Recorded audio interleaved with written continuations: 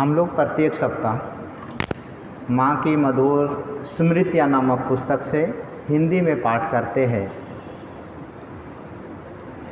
और उसी के सिलसिले में आज हम लोग देखेंगे स्मृतियों के कण शिवरानी सेन, जो माँ के पास आए, उनसे दीक्षा प्राप्त किए, माँ की कृपा प्राप्त हुई। इसकी जानकारी इस अध्याय में हम लोग देखेंगे। पिछले अध्याय से हम लोग को मालूम चलता है कि माँ के पास आने के लिए सत्य अति आवश्यक होती है, सरलता ये भी ज़रूरत है, और श्रद्धा, विश्वास। इस तरह से जिनके अंदर भी ये चीज़ होती है वो माँ उसको तुरंत ही स्वीकार कर लेती है। हम लोग पिछले अध्याय को पढ़े, उसके अनुसार हमको ये चीज़ जानकारियाँ मिली। तो आज हम लोग देखेंगे शिवरानी सेन पुस्तक से पढ़ेंगे। इस समय 1992 ईस्वी, मेरी उम्र 87 वर्ष का है, 87 वर्ष के हैं। आज से लगभग 79-80 वर्ष पूर्व 1912-13 ईस्वी, जिस समय मेरी आयु 7-8 वर्ष की थी, उसी समय मैंने माँ को प्रथम बार देखा था। मेरे मामा का घर बाग बाज़ार में था। मेरी नानी प्रायः ही माँ के घर उनके दर्शन करने जाती।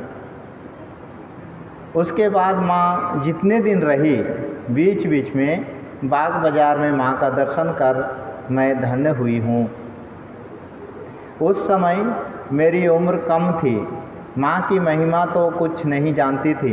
केवल माँ को देखकर और उनकी बातें सुनकर प्राण शीतल हो जाते थे, और माँ के पास जाने से ही हमेशा पुरस्कार मिलता, प्रसाद मिलता, दोनों हाथ भरकर उसका प्रसाद। जितने दिन माँ स्वस्थ थी, माँ अपने हाथों से प्रसाद देती, मिठाई, फल और भी काफ़ी कुछ। मेरे दोनों छोटे हाथों में सब समाता नहीं था। मैं माँ की महिमा समझूं या ना समझूं, प्रसाद तो खूब समझती थी। माँ के पास जाने में उस हथेली भर प्रसाद का लोभ भी था। यहाँ पर आश्रम में आने का बहुतों का बहुत तरह का आकर्षण हो सकता है। जितने तरह की हम लोग की ज्ञान इंद्रियां हैं, 5 तरह की, उसमें किसी किसी को शांत माहौल अच्छा लगता है, किसी को देखना अच्छा लगता है, किसी को पाठ सुनना अच्छा लगता है, किसी को साधन भजन करना अच्छा लगता है। उसके अनुसार आश्रम में लोग आते हैं, और आश्रम में आने का उद्देश्य ही होता है कि उसको आश्रय मिले, उनके इंद्रियों का आश्रय मिले।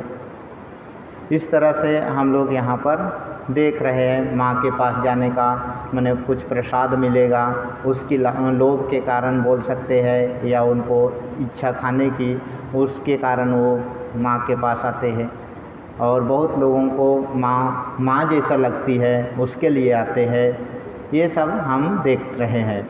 आगे बोलती है, माँ नानी तथा अन्य लोगों से बातें करती, मैं वह सब सुनती, पर समझती कुछ भी ना थी। तो भी मुझसे वे जो कुछ कहती, उसका कुछ कुछ अंश मुझे अब भी याद है। अब भी उनकी वह उज्ज्वल प्रसन्न करुणामयी मूर्ति मेरे नेत्रों के समक्ष तैर रही है। माँ की बातें अत्यंत मधुर थी। वे मधुमयी बातें अब भी मेरे कानों में गूंज रही है। एक दिन उन्होंने माँ कहा था, बेटी कभी निठल्ले होकर मत बैठना, कुछ ना कुछ काम करती रहना, थोड़ा बहुत काम लेकर रहना चाहिए, नहीं तो खाली मन में तरह तरह के बुरे विचार आकर एकत्र होते हैं। सच ही है कि जब तक हम लोग खाली बैठेंगे, खाली मन शैतान का घर हम लोग बोलते हुए सुने हैं, और सचमुच में ये होता है। इसके लिए कुछ न कुछ काम लेकर हम लोग को रहना चाहिए। एक दिन माँ ने एक वयस्क महिला से कहा था, जिस रास्ते पर तुम जा रहे हो यदि देखो कि उस रास्ते पर कोई गिर पड़ा है तो उसे उठा लेना। रास्ते में किसी को गिरा देखकर कभी आगे नहीं बढ़ जाना चाहिए। तब मैं छोटी थी, माँ की बातों का तात्पर्य नहीं समझ पाती थी। रास्ते में कुछ भी पाने पर उठा लेती, परंतु जब पड़ी हुई वस्तु को देखना, उठाना, उसके बाद जब मैं बड़ी हो गई तब समझ सकी कि माँ के कथन का क्या तात्पर्य था। उनकी जीवनी पढ़कर समझ पाई हूँ कि उन्होंने रास्ते में गिरी चीज़ों को बटोरने का निर्देश नहीं दिया है, बल्कि उनका कहना है कि यदि हमारा कोई पड़ोसी, कोई परिचित या अपरिचित रास्ते में गिर जाए तो हमें उसके या उन सब के हाथ पकड़कर ठीक मार्ग पर ले जाना चाहिए, क्योंकि सबका मार्ग एक ही है, भगवान की ओर।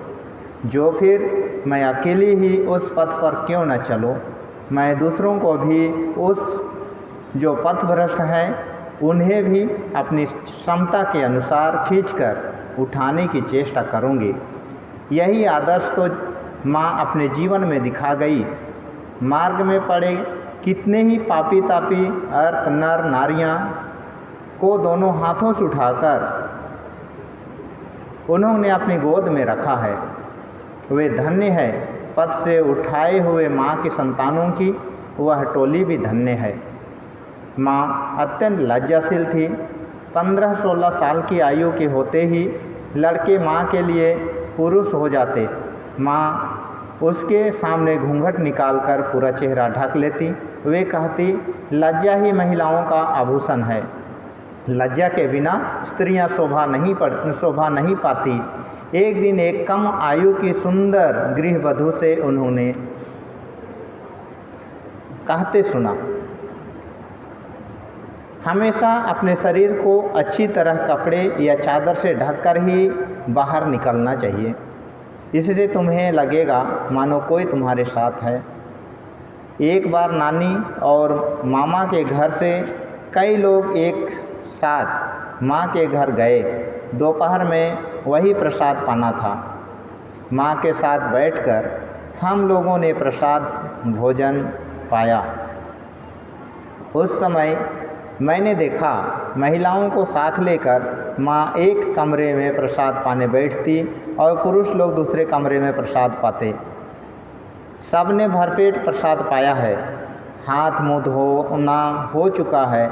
देखा माँ ने खूब व्यग्र होकर एक व्यक्ति को हमारे घर के लिए एक बर्तन में कुछ प्रसाद देने को कहा, जिससे कहा उससे थोड़ी देर हुई तो पता लगाने के लिए माँ स्वयं ही उठी थी।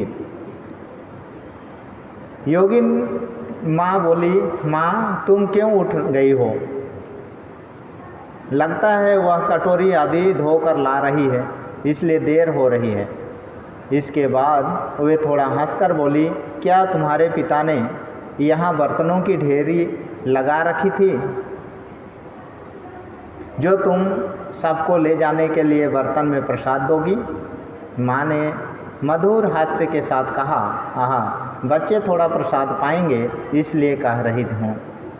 योगिन माँ हंसकर बोली, तुम्हें क्या, हम लोग जानती नहीं।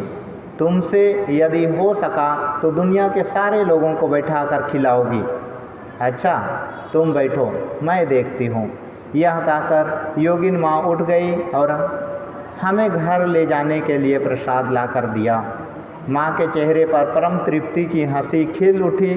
आज जब ये बातें सोचती हूँ तो लगता है माँ जगदात्री के रूप में जगत का पालन करती है, अन्नपूर्णा के रूप में जगत का भरण पोषण करती है। इसी कारण तो सबके लिए उन्हें इतनी चिंता। माँ रामकृष्ण गत प्राणा थी। उनका प्रत्येक कार्य, प्रत्येक बात और उनका प्रत्येक चिंतन ठाकुर से जुड़ा रहता था।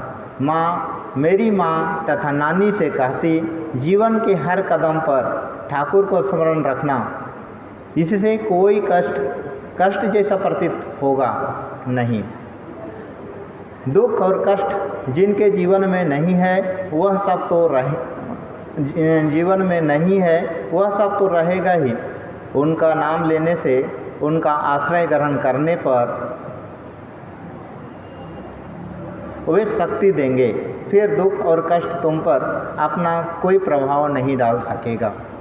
यहाँ पर हम लोग देख रहे हैं, हम लोग किसी का आश्रय लेते हैं या तो हमारे साथ में कोई होते हैं, तो जिस प्रकार से हम लोग को डर नहीं लगता, कहीं पर भी जाने पर हम लोग बेधड़क होकर चलते रहते हैं, किसी चीज़ का भय नहीं होता। जब भी हम लोग अकेले हो जाते हैं तो हम लोग को लगता है चिंता, कहीं भूत है, कहीं पर क्या है, कोई मनुष्य मिल जाएगा।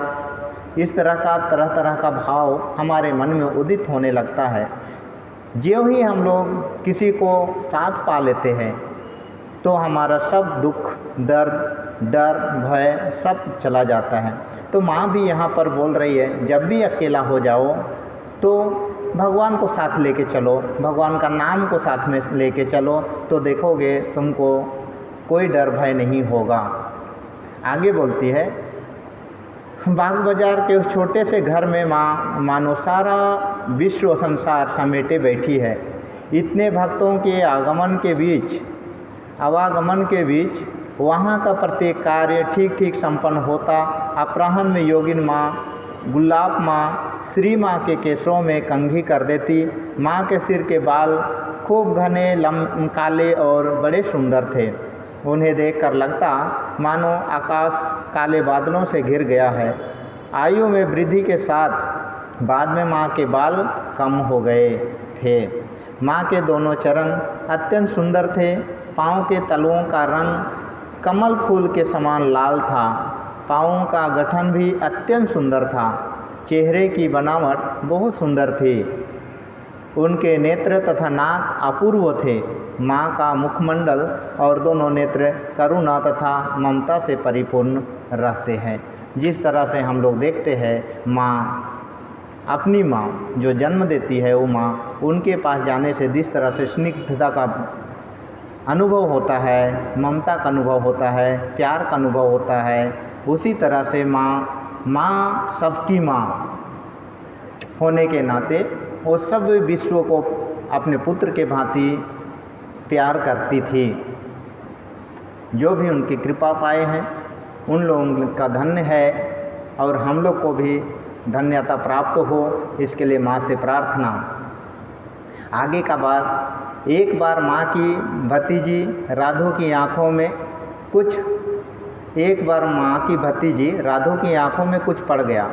वह दौड़ी हुई आई और माँ की गोद में सिर रखकर लेटती हुई बोली, मेरी आँखों में कुछ पड़ गया है, जलन हो रही है, मेरी आँखों पर जरा अपने हाथ फेर दो, उसी से मेरी आँख ठीक हो जाएगी।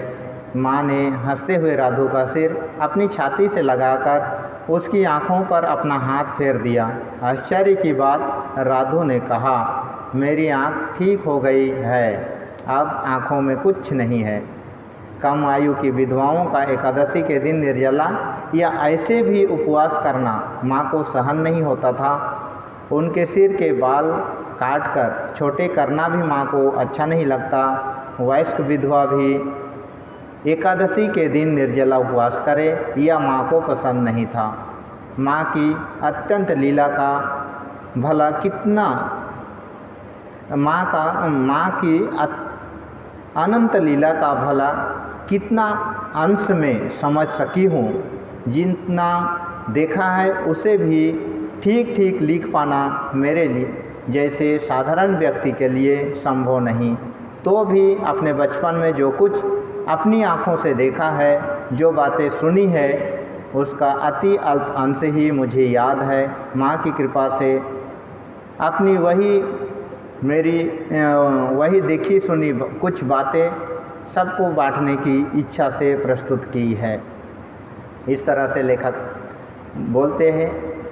बोल रही है कि मैं जो भी देखी, जो भी उनसे अनुभव हुआ, मेरे को मिला और विश्वास हुआ, उसके बारे में यहाँ पर वो लिखती है और यहाँ पर वो अपना अनुभव व्यक्त करके समाप्त करती है। आज के लिए हम लोग यही पाठ समाप्त करते हैं।